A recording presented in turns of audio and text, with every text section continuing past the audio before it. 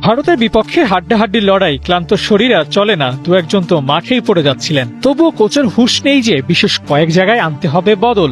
স্পষ্ট করে বললে ডেকলান সুলিভানের কথা ভুলেই গেলেন মার্ক কক্স। পাকিস্তানের বিপক্ষে জোড়া গোল করে ম্যাচ জিতিয়েছিলেন রোনান সুলিভান। সে ম্যাচেও খোঁজ ছিল ডেকলানের ও কেন নেই। আশাটা ছিল ভারত ম্যাচে যেন খেলতে পারেন, কিন্তু সারপ্রাইজ দিয়েছেন কোচ মার্ক কক্সের প্যানেল। এবারও ওরা ডেকলানকে খেলায়নি। কারণটা ঠিক কি তা জানা যায়নি।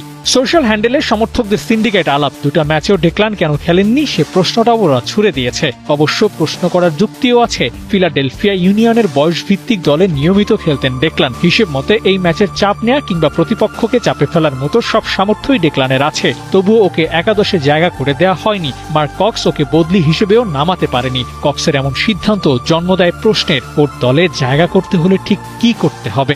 ডেকলান সুলিভানকে নিয়ে মার্ক কক্সের পরিকল্পনাটা কি কে জানে। সেমিফাইনাল নিশ্চিত হয়ে গেছে। নিয়ম রক্ষার ম্যাচে ভারতের মতো প্রতিপক্ষকে পেয়েছে বাংলাদেশ। এক্সপেরিমেন্ট করার জন্য এর চেয়ে ভালো সুযোগ আর কি ছিল। তবুও ব্রিটিশের চোখ পড়েনি ডেকলানের ওপর। প্রশ্নটা তাই থেকেই যায়, সেমিফাইনালেও কি ডেকলানকে বাদ দিয়ে একাদশ সাজাবেন কক্স? ডেকলান সুলিভানের সেমিফাইনালে খেলার আশাটা যেন ফিকে হয়ে গেছে। পাকিস্তান ভারত ম্যাচে না খেলিয়ে সোজা সেমিফাইনালে মাঠে নামানো হবে এমনটা ভাবার কোনো সুযোগই যেন নেই। ডেকলানকে না খেলানোর দিনে একাদশে জায়গা হয়নি ইব্রাহিম স্যামুয়েলদেরও। ঠিক কোন কারণে ওদের নিয়ে টিম ম্যানেজমেন্টের এত বিলম্ব তা নিয়ে প্রশ্ন তুললে কি উত্তর দেবে ম্যানেজমেন্ট?